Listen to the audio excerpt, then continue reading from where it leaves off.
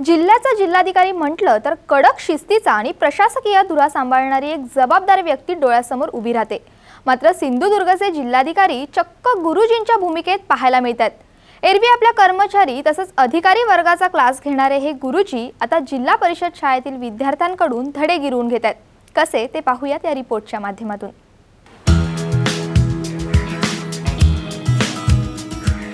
सरकारी शाळांचा दर्जा खालावल्याचं नेहमीच बोललं जातं। पटसंख्येअभावी कित्येक सरकारी शाळा बंद कराव्या लागल्यात। मात्र या शाळांचा दर्जा वाढवण्यासाठी हवे तसे प्रयत्न होताना दिसत नाही। यासाठीच कोकण विभागात एक दिवस शाळेसाठी हा नाविन्यपूर्ण उपक्रम राबवला जातोय। सिंधुदुर्गात देखील याची अंमलबजावणी मोठ्या उत्साहात सुरू आहे। या उपक्रमाअंतर्गत जिल्ह्यातील अ आणि ब श्रेणीचे अधिकारी जिल्ह्यातल्या शाळांना भेट देऊन विद्यादानाच्या कार्याबरोबरच विद्यार्थी, शिक्षक आणि पालकांशी संवाद साधतायत।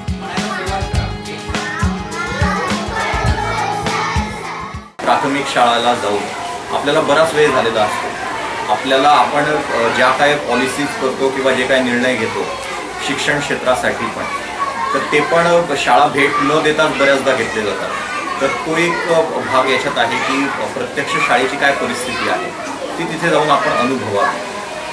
दुसरी गोष्ट अशी की शाळेला जर त्या क्लास 1 अधिकाऱ्यांच्या, क्लास 2 अधिकाऱ्यांच्या माध्यमातून काही मदत झाली, मदत म्हणजे लोकसहभागच आहे, परंतु त्यांची जर गुणवत्ता वाढीसाठी काही मार्गदर्शन करता आलं किंवा लोकसहभागासाठी त्यांना प्रेरणा देता आली, तर मला असं वाटतं की खूप चांगल्या पद्धतीने आपल्या शाळा या उभ्या राहू शकतात।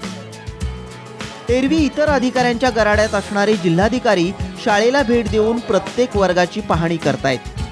कुडाळमधील पडतेवाडी शाळेत अशीच जिल्हाधिकारी उदय चौधरी यांनी अचानक भेट देऊन पहिलीच्या आणि दुसरीच्या वर्गाची पाहणी केली। या चिमुकल्यांबरोबर चौधरी साहेब देखील कवितांमधून रमून गेले। तर या छोट्या विद्यार्थ्यांनी विचारलेल्या प्रश्नांची उत्तरं देत जिल्हाधिकाऱ्यांनी मुलांशी छान गप्पाही मारल्या।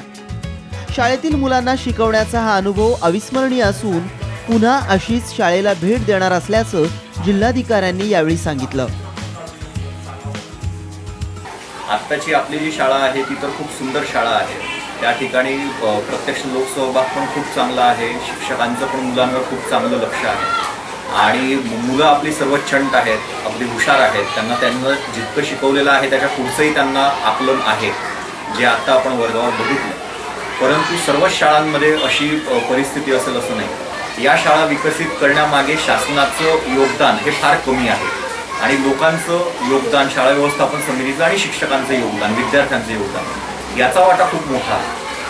तर तशाच पद्धतीने सर्व शाळा या विकसित व्हाव्या हा यामागचा सर्वात मुख्य उद्देश आहे। स्वतः जिल्हाधिकाऱ्यांसारखे अधिकारी शाळेत येऊन भेट देत असल्यामुळे शिक्षकांबरोबरच विद्यार्थ्यांमध्येही उत्साह पाहायला मिळाला। खुद्द जिल्हाधिकारी वर्गात गुरुजींची भूमिका पार पाडत असल्यामुळे मुलंही आनंदानं ज्ञानार्जन करताना दिसली। तर दुसरीकडे शाळेतील समस्यांवर शिक्षकांशी बोलून हे अधिकारी त्यांना सूचना देखील करतायत। प्रगत विद्यार्थ्यांबाबत शिक्षकांचं कौतुकही केलं जातंय, त्यामुळे शिक्षकांमध्ये देखील उत्साह पाहायला मिळतोय। आज आमच्या शाळेत कलेक्टर साहेबांनी आम्हाला शिकवलं, याचा आम्हाला खूप आनंद झाला। त्यांनी आम्हाला प्रश्न विचारले आणि त्यांनी आम्हाला शाबासकी दिली। मला तो उपक्रम खरोखरच आवडला, कारण कलेक्टर साहेबांसारखे एवढे मोठे अधिकारी इतका वेळ आमच्या शाळेला देऊ शकतील ही तर स्वप्नातलीच गोष्ट होती म्हणायला हरकत नाही। पण ह्या उपक्रमामुळे साहेब आमच्या शाळेत एवढा वेळ थांबले, मुलांशी इतकंच केले आणि विशेष म्हणजे आम्ही शिक्षकांनी केलेल्या कामाचंही त्यांनी कौतुक केलेलं ते खूप, कारण कसं असतं कौतुकाची थाप हत्तीचं बळ देऊन देतं आणि पुढे काय करावं यासाठी जे मार्गदर्शन केलं ते त्यांच्या नजरेतनं त्यांनी मार्गदर्शन केलं नाही, पण आम्हाला ते इतकं उत्कृष्ट होतं की खरोखरच त्यांनी सांगितल्यानंतर माझ्या दोन एक आयडिया लक्षात येऊन गेल्या, पुन्हा खेळाच्या संदर्भाने म्हणा किंवा इतर ह्याच्यावर। एकीकडे राज्यातील जिल्हा परिषद शाळांमधील पटसंख्या घटत चालली आहे, तर दुसरीकडे सरकारी शाळांमधील शिक्षणाच्या दर्जावर देखील अनेक वेळा सवाल उपस्थित केले जात आहेत। अशा वेळी फक्त ठराविक उपक्रमापुरताच मर्यादित न राहता वर्षभर शासकीय अधिकाऱ्यांनी शाळांवर जातीनं लक्ष ठेवल्यास जिल्हा परिषद शाळांच्या गुणवत्तेत नक्कीच बदल झालेला दिसेल। दीपक भागवत, साम टीव्ही, सिंधुदुर्ग.